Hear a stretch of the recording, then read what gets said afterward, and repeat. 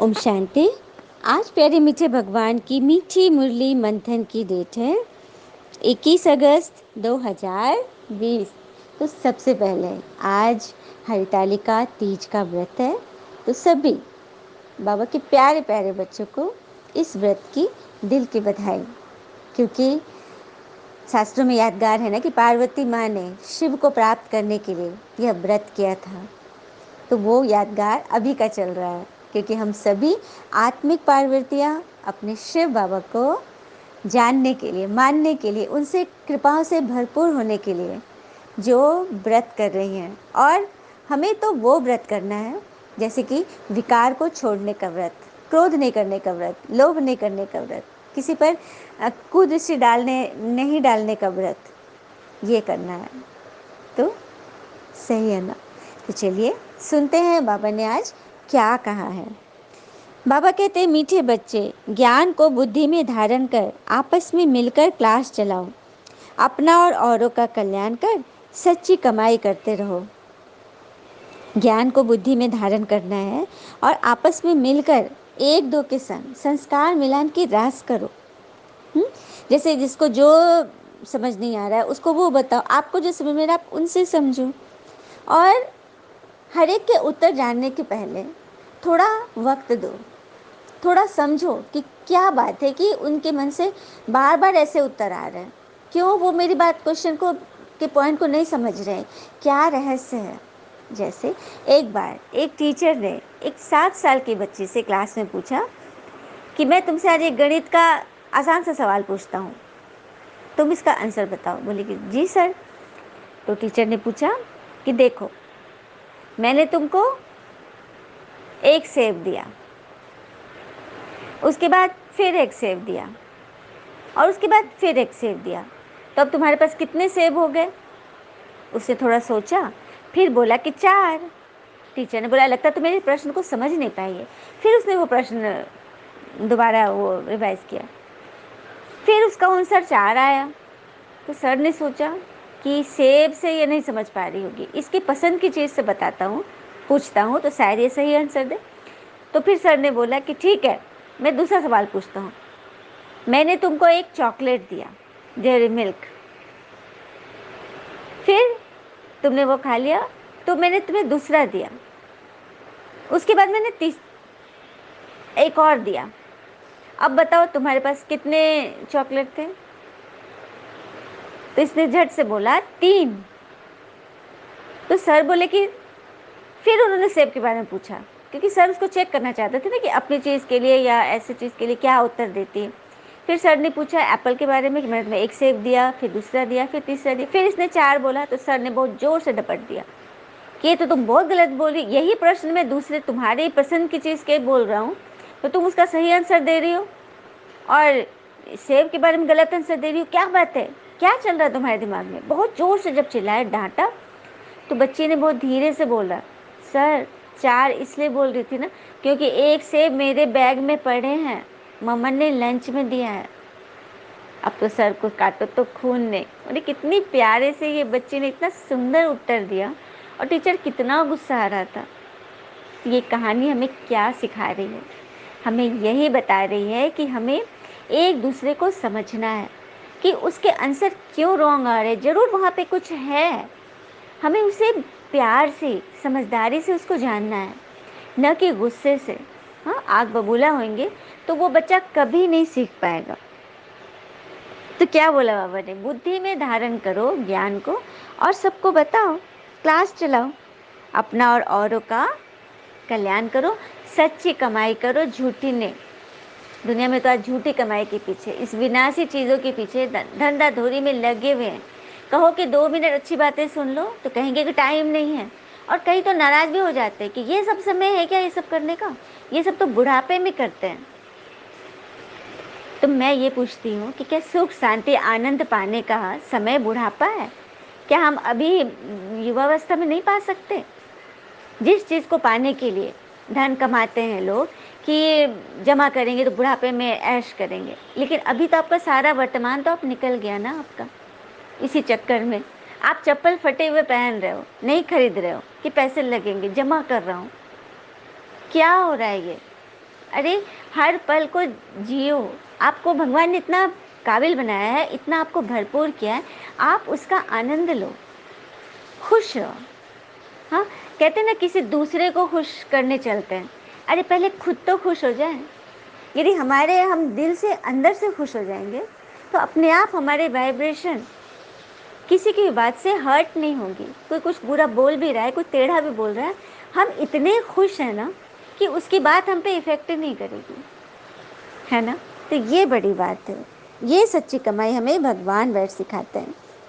प्रश्न, तुम बच्चों में कौन सा अहंकार कभी नहीं आना चाहिए? उत्तर, कई बच्चों में अहंकार आता है कि ये छोटी छोटी बच्चियां हमें क्या समझाएंगी, बड़ी बहन चली गई तो रूठ कर क्लास में आना बंद कर देंगे। बाबा कह रहे हैं अपने बच्चों के बारे में कि कई बच्चे देखो को जो ज्ञान में नहीं है, उनको अगर कहो ब्रह्मा कुमारी में दीदियों से ज्ञान सुने तो उनको बड़ा घमंड आता है कि ये महिलाएं, औरतें मुझे क्या सिखाएंगी। ये बहुत बड़ा अहंकार है। कभी भी किसी को छोटा नहीं समझना चाहिए। हाँ, तलवार की तलवार की जहाँ ज़रूरत है वो ठीक है, लेकिन सुई की भी तो ज़रूरत है। हाँ, जो काम सुई से हो सकती है क्या वो तलवार से हो सकती है क्या? नहीं ना। तो बस, लेकिन एक बात है कि ज़रा सी थोड़ी कड़ाई भी ज़रूरी रहनी है मिजाज में, क्योंकि कहते हैं ना नर्म लकड़ी को कीड़े भी खा जाते हैं। थोड़ा सा सख्त होना पड़ता है, लेकिन बुद्धि से। हाँ, बुद्धि से, समझ से। और कहते हैं ना कि सत्य को सदैव 3 चरणों से गुजरना होता है, उपहास, विरोध और अंततः स्वीकृति। शुरू में आपका बहुत उपहास होगा, बहुत मजाक उड़ाई जाएंगे कि ये लोग क्या कहते हैं, ये लोग तो कल्पना में जीते कि हम देवी देवता थे, हम भगवान आए हैं, हम भगवान से पढ़ रहे हैं, सारे हंसेंगे। लेकिन आप कभी भी अपने रास्ते से विमुख मत होना। हाँ, फिर क्या होगा, आपका विरोध होगा। जब आप बहुत आगे बढ़ चलोगे ना तो आपका बहुत विरोध होगा, आपको दबाने की कोशिश की जाएगी, निरंतर आपके पीछे सबकी दृष्टि आप पर पड़ी रहेगी कि आप क्या कर रहे हो, कैसे कर रहे हो, और खूब ताने वाने मिलेंगे। लेकिन हिम्मत नहीं हारना। फिर अंत में स्वीकृति तो मिलनी ही है, क्योंकि जब हम निश्चय में पक्के होते हैं ना तो फिर सब कुछ सहज हो जाता है, सब लोगों के लिए हमें एक्सेप्ट करना इजी हो जाता है ना। बड़ी बात। अच्छा, मीठे मीठे बच्चों प्रति भगवान की नमस्ते। हम बच्चों की भी प्यारे शिव पिता को नमस्ते। और बाबा दिल से सभी आत्माओं की तरफ से आपको very very very good morning.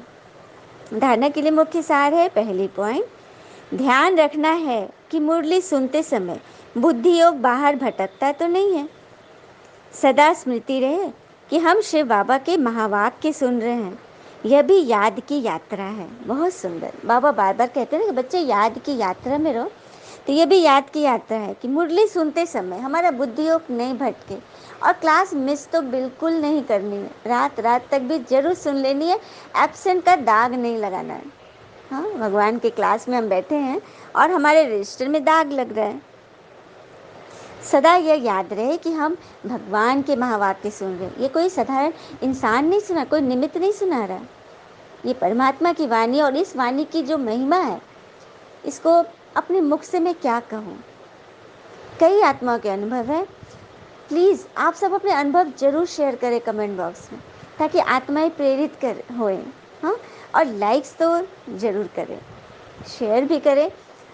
और आप जिनको भी आप देखो कि बहुत दुखी हैं, दिल के सच्चे हैं, लेकिन कोई उन्हें स्वीकार नहीं कर रहा है, हाँ, बहुत परेशानी है, बड़ी बड़ी परिस्थितियाँ आ रही हैं, तो उनको ये मंथन बहुत पसंद आएगा। प्लीज़ आप सब इसे ज़रूर शेयर करें और अपना भाग्य बनाएं, क्योंकि बाबा कहते हैं जितना ज़्यादा आप सेवा करोगे, दान करोगे, उतना भगवान से हमें मिलता जाएगा, आपकी खुशी दिन रात बढ़ती जाएगी। जैसे कि कोई बॉस ने अपने सेल्समैन को जो वो गुड्स देता है कि इसे सेल करके और उसके कमीशन मिलता है, तो यहाँ भी वही है। परमात्मा हमारे बॉस है, उन्होंने हमें ये ज्ञान रतन दिए हैं, इसको बांटो, जितनों को बांटोगे उतना हमें भगवान से इसका एवजा मिलेगा। आत्माओं से लेने की उम्मीद नहीं रखनी है कि मैंने इसको इतना ज्ञान सुना है, इतना कुछ समझा है, उधर से तो ये कुछ देता ही नहीं, ये मेरी तारीफ ही नहीं करता, मुझे सुनता ही नहीं है। नहीं, आपने सच्चे मन से की है तो वो ऊपर जा रहा है और समय पर आपको ज़रूर मिलेगा। ईश्वर पर भरोसा रखिए, क्योंकि कहते हैं ना कि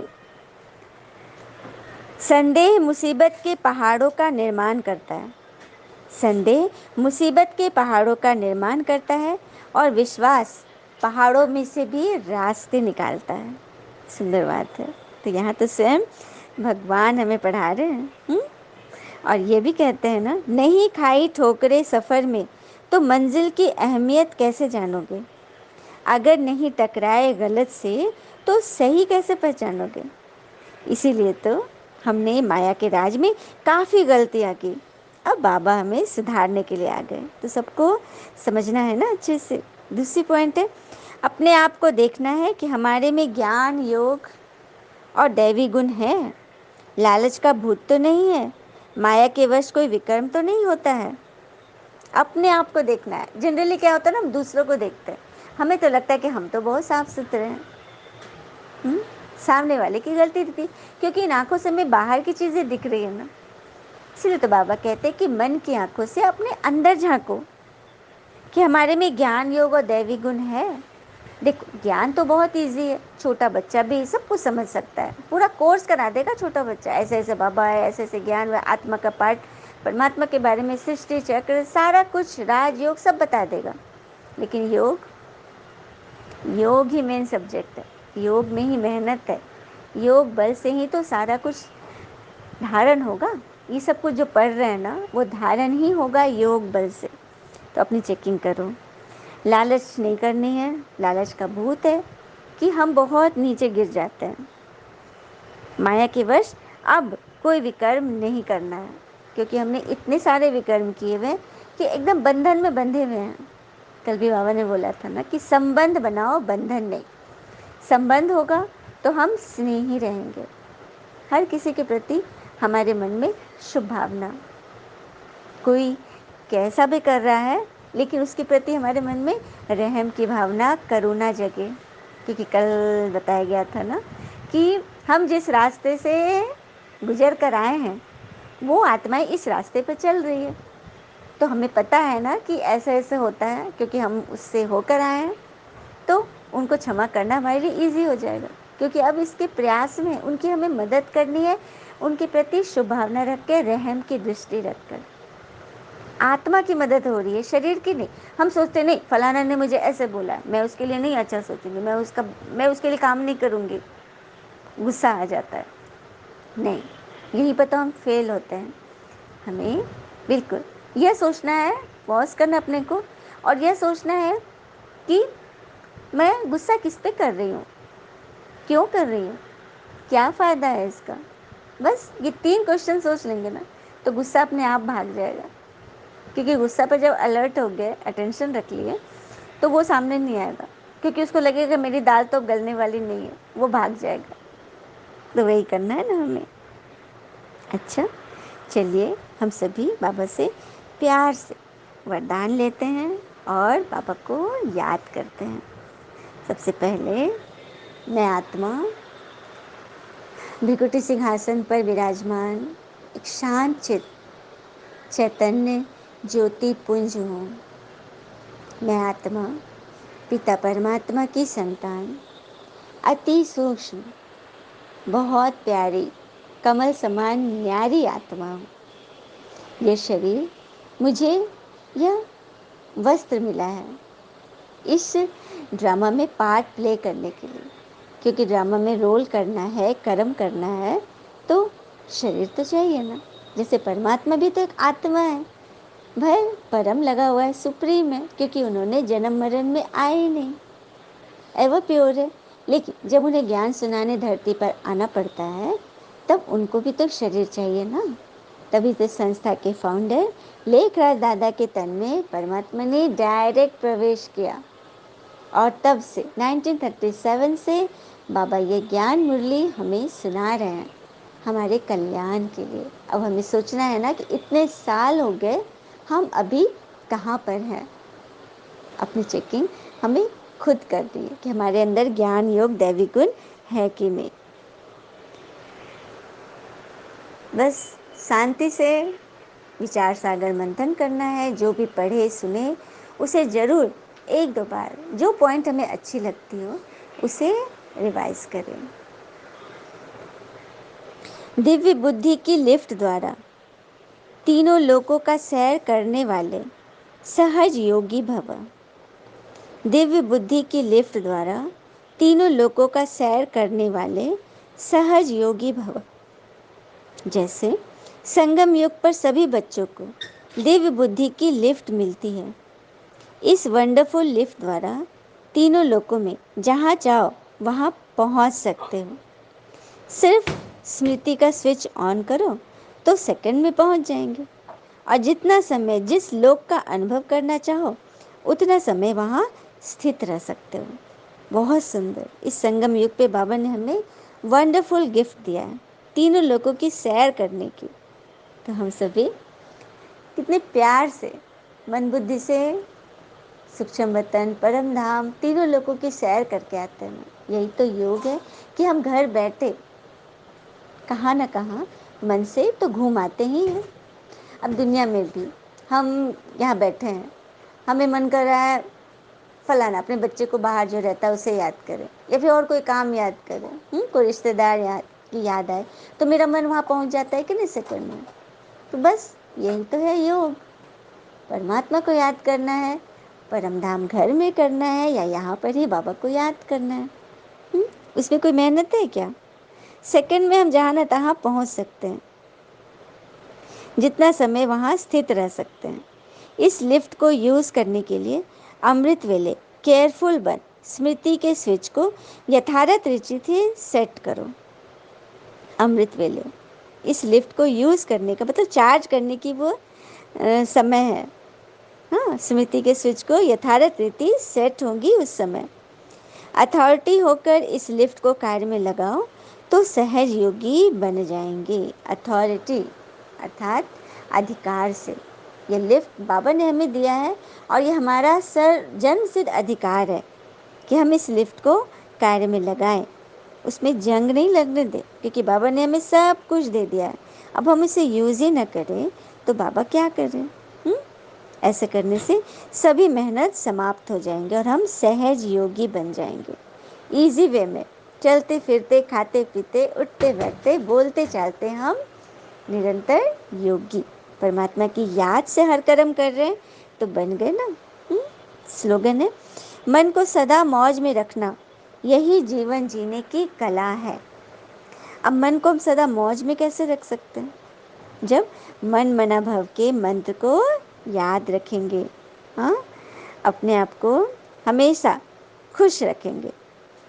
हाँ, कैसे रखेंगे? जब हम इस बात को मानेंगे कि हमारे जीवन में जो भी हो रहा है उस सब में कल्याण है। कहते हैं ना, जीवन में हमसे ज़्यादातर गलतियाँ तो केवल इसीलिए होती हैं जहाँ हमें विचारों से काम लेना चाहिए वहाँ हम भावुक हो जाते हैं, और जहाँ भावुकता की आवश्यकता है वहाँ विचारों को अपनाते हैं। जबकि कहते हैं ना कि सिर्फ सोच का ही तो फर्क है। और एक बहुत सुंदर बात है कि प्रसन्न व्यक्ति वह है जो निरंतर स्वयं का मूल्यांकन करता है, और दुखी व्यक्ति वह है जो सदैव दूसरों का मूल्यांकन करता है, दूसरों की ही चेकिंग करता है।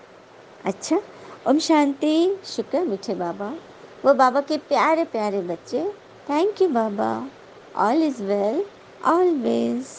ओम शांति।